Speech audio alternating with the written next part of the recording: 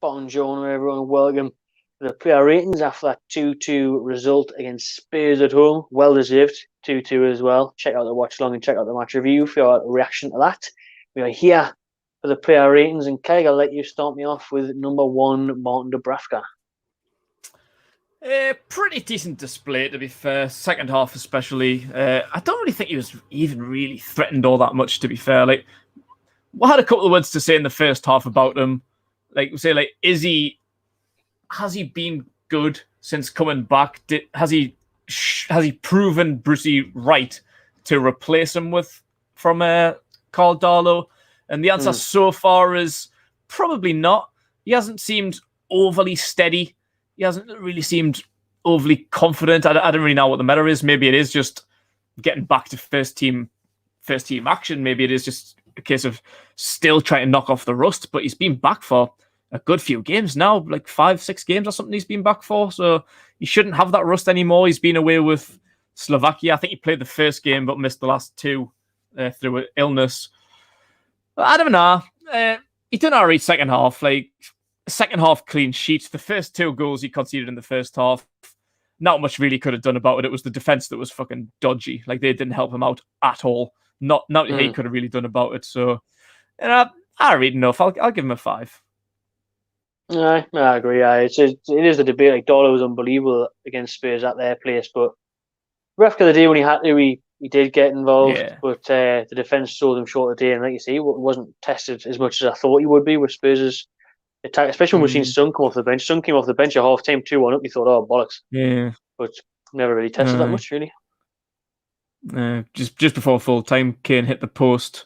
Had Dúbravka stuck in the mud a little bit. I think he was heading like towards his left, thinking Kane was going to like go to the far post, but instead he cut it in and hit the post. So if that was on target, he would have been beat all ends up. But thankfully, Kane dragged it wide a little bit off the outside of the post.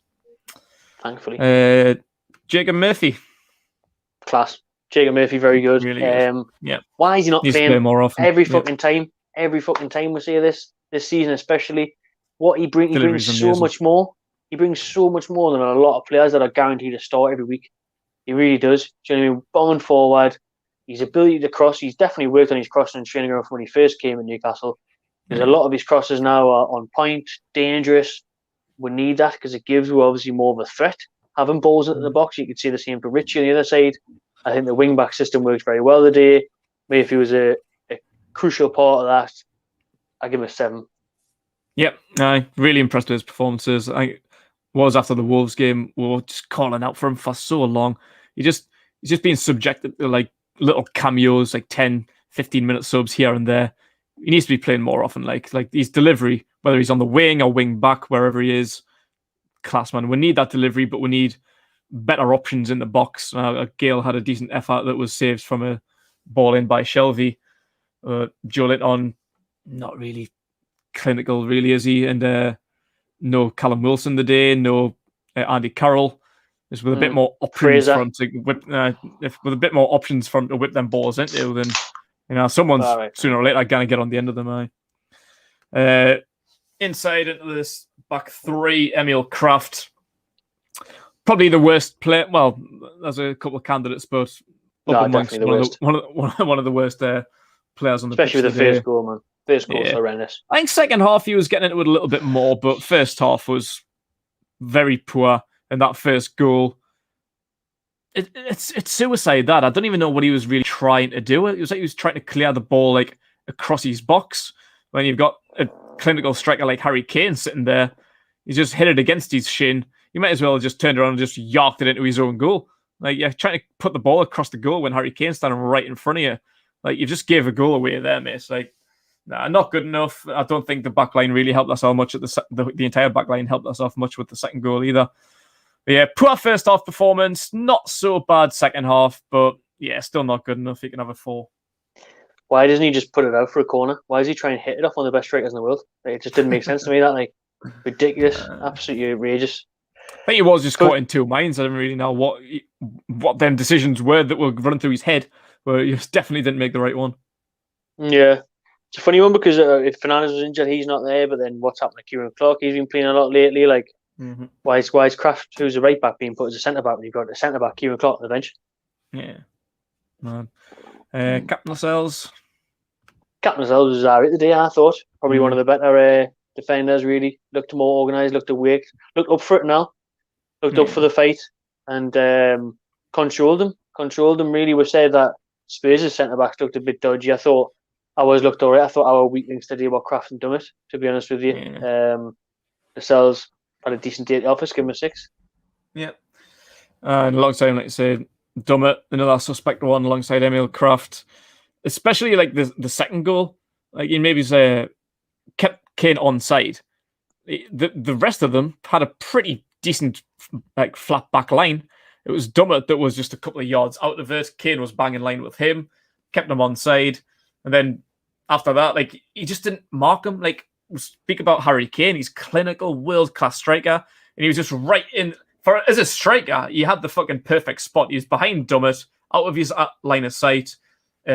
Ritchie was a bit too focused. I can't remember who was on the other side. I think it was Tanganga on it. Ritchie was a bit too focused on Tanganga, but neither one of them went to Harry Kane. Criminal, absolutely criminal. Like, you've got to be on your man. Dummett just didn't really cover himself in graces the day. I think he could have been in a better position as well for the first one. Obviously, it was Emil Krafth's fault, but Dummett was just nowhere to be seen to help clear up the mess. Yeah, not a great display from him today, unfortunately. So he can have if Krafth gets a 4, he can have a 4 as well. Ritchie? I was glad to see Ritchie back in the team. Ritchie, obviously, first time he's been involved since the bust up with Bruce. And these are the type of players that you need in these situations, though. We talked about, do you bring Dúbravka back for his experience in a relegation battle? You most definitely bring a Matt Ritchie back in a relegation battle, because we lack voices and leadership and fight on the pitch, and he brings all of that. Look at the nuisance he was for our opening goal with Joelinton. He's closing down. He's getting in the faces of Spurs players. He's making them into errors. He's forcing the Spurs defenders into errors there. He's a nightmare for the opposition. You put yourself about, loads of grit, loads of determination. And then look at the cross for Willock's goal. Lovely cross to back post. Joelinton headed across. Almirón and then Willock. So it's balls into the box. More of a threat. We've seen more of the day from the wing backs than we've seen in the last 2, 3, 4 games from Newcastle in terms of touches near the opposition box, deliveries into the box. So it's probably the way to go, to be fair. And I thought Ritchie was class today. I'll give him a 7. Yep. Good display. Happy to see him back. Although sometimes his decision making is too slow, it takes too long to make his mind up, cuts back a lot, and he wasn't great defensively when called upon, especially for the Kane second goal. But I still think he had a decent game, and he brings more than he doesn't. Like, you know what you get with Matt Ritchie. Like, it's that passion that we're missing. He's a leader as well, like someone who's vocal. Like, in a relegation battle, when you need somebody like Matt Ritchie, he's just going to give you a fucking kick up the arse and just try and get everybody sorted. So, happy enough that he's back. And I'll get to Sean Longstaff. Fucking hell, man. So frustrating. First half, good first half. I'm not even going to criticize his first half. I thought he was really good. Like, essences of the original Sean Longstaff. Like, I don't know who the imposter has been for the last 18 months or whatever it is, but the original Sean Longstaff seemed to be back today, getting forward, good ball in, got himself an assist for Joelinton's first goal. Good first half, really, really good first half. Kind of not good, but the second half, that's the imposter. Stray passes, no energy, gassed out after an hour, sloppy, lazy passes, just easily intercepted, straight to Tottenham players. Poor, very, very poor. I was going to give him a 4, but for the assist in his first half performance, I'll give him a 5. No, I thought he was really good first half. But first half, I'd give him a good 7 or an 8. To be honest with you, I thought he was really good. Best I've seen him in ages. And we said he had to take his chance today with Hayden being out. He's been selected, surprisingly, over Jeff Hendrick. Brother Matty on the bench, who obviously can barely get on the bench, never even get on the pitch. Willock dropped today. Willock obviously coming off the bench and getting the equaliser. I said that Sean should have went off after about 50, 60 minutes max because he was knackered. He's lacking match sharpness. First off, he was very good, making things happen, got the assist, putting himself up and down the pitch. Then second half, he was just drained, absolutely drained, lost his focus, couldn't make a simple pass. So, yeah, tale of two halves for Sean Longstaff, I think. Yeah. And his partner alongside him, Jonjo Shelvey. Bit the same again. I thought Shelby stepped up a bit in the first half an hour, first 45. He was decent. He obviously put a great ball in for Gayle where he should have scored. He had the header saved, and then he had the rebound saved. Dwight Gayle, but Shelvey was getting on the ball a lot more, picking his head up, trying to get the ball in behind Spurs' back line. Usual question marks over his desire and his attitude to get back, but it's seen him play as nearly a centre back now in the second half, wasn't he? Pretty much right back there, taking that quarterback role to a whole other level. But I don't know. I need more from Shelvey. I need more effort, and I need more contribution towards goals and assists. So you have a 5. Especially from one of our more experienced players as well, kind of like the player that you look to. I know people from the outside looking in, every time we talk to Arsenal fans or whatever, they always pinpoint Jonjo Shelvey as one of our better players. But we just very rarely see that.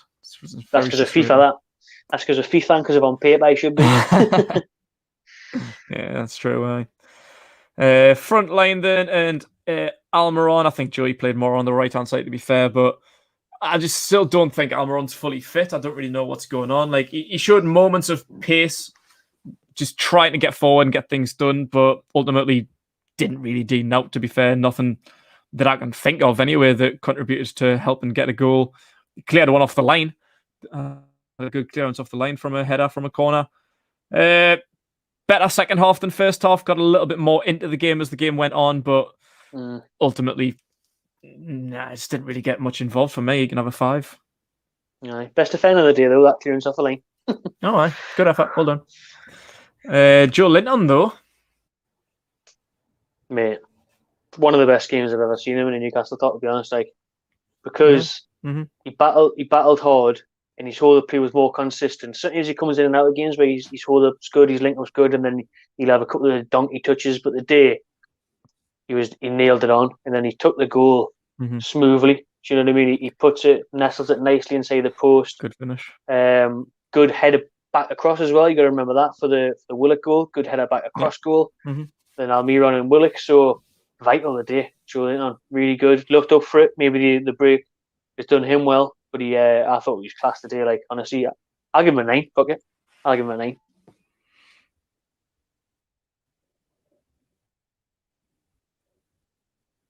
Have you crashed or have I crashed? Who's crashed? It was me, I think. A little bit of crashy. All right, Christy. I didn't really hear what you said about Joelinton, but I'll just move on. Dwight Gayle up front. If it's going to kick in. 9. Good rating. I'll turn the telly off because that might be cutting into me Wi-Fi. Dwight Gayle up front. It is. He had a decent first half. Good effort. It's just that second attempt from the header that he had. Great ball in from Jonjo Shelvey. What's going on? Can you hear us?